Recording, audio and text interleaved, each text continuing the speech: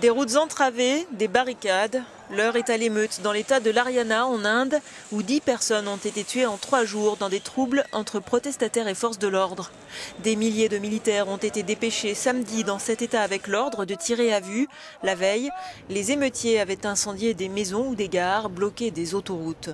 À l'origine de ces violences, des revendications sociales émanant de la caste influente des Jats, qui représente 29% de la population dans l'état d'Haryana, voisin de New Delhi. Les émeutes ont ainsi des répercussions sur la capitale. En raison de l'agitation dans l'Haryana, l'approvisionnement en eau de Delhi via le canal Munak a été arrêté et depuis 2 jours, l'eau n'est plus acheminée, ce qui a créé une crise sévère de l'alimentation en eau à Delhi. En toile de fond du problème, la hiérarchisation du système social en Inde et les rétributions qui en découlent. Les Jats, affectés ces dernières années par la sécheresse et la baisse de leurs revenus liés aux récoltes, s'estiment lésés par les politiques.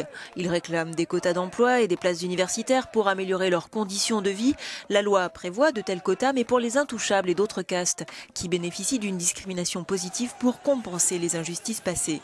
Le gouvernement de l'État d'Haryana avait toutefois accepté le principe des quotas, mais la Cour suprême a suspendu cette décision en juillet.